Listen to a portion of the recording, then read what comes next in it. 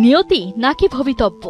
সবাইকে চমকে 2006 সালে বিশ্বকাপ জয়, পরের আসরেই কিনা কোনো ম্যাচ না জিতে চরম ব্যর্থতায় প্রথম রাউন্ডেই বিদায়। 2014তেও একই হাল।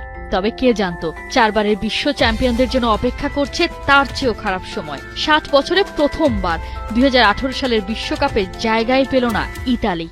সমর্থকরা ভাবল নিছকই অঘটন, কিন্তু না, আজুরিদের গায়ে ইউরোপের চ্যাম্পিয়নের ট্যাগ লাগলেও খেলা হলো না 2022 বিশ্বকাপটাও।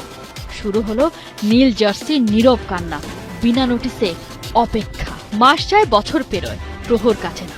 গুনে গুনে 12 বছর বিশ্ব মঞ্চে নেই ডাবলুস। সময় চিরদিন এক থাকে না, হোক সে ভালো কিংবা খারাপ। ইতালির বেলায় অবশ্য সবটাই যেন আলাদা। ইউরোপিয়ান অঞ্চলের বাছাই গ্রুপ পর্বের শেষ ম্যাচে নরওয়ের কাছে হেরে মিস করেছে সরাসরি 2026 বিশ্বকাপের টিকিটটা। টানা তৃতীয়বার প্লে অফে 4 বারের বিশ্ব চ্যাম্পিয়নরা।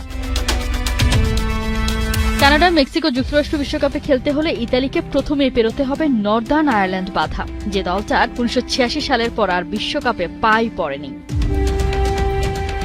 ঘরের মাঠে এবারের মিশনে অবশ্য ইতিহাস সঙ্গ দিচ্ছে ইতালিকে। নর্দার্ন আয়ারল্যান্ডের বিপক্ষে আনবিটেন দলটা। শেষ 7 ম্যাচে ওদের কাছে কোনো গোল হজম করেনি আজুরিরা। বিশ্বকাপ বাছাই এখনো পর্যন্ত মোট 21 গোল করেছে 4 বারের বিশ্ব চ্যাম্পিয়নরা। এদিকে নর্দার্ন আয়ারল্যান্ড গোল করতে পেরেছে মোটে 7টা। বাঁচা মরার এই লড়াই গাতুসোর সম্ভাব্য 3-1-4-2 ফরমেশনের ভেতরে বারোলা মোজেকিন আর ইনফর্ম পিও এসপোসিতো আছেন ফুল ফিট। গোল পোস্টের নিচে যথারীতি থাকছেন জিয়ানলুইজি দোনারুমা।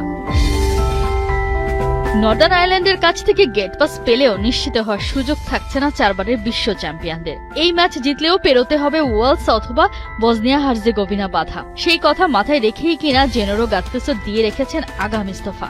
হয় জিত, নয়তো ধরবেন বাড়ির পথ। 2018, 2022 গেল, 2026-এ কি কাটবে ভাড়া কে জানে।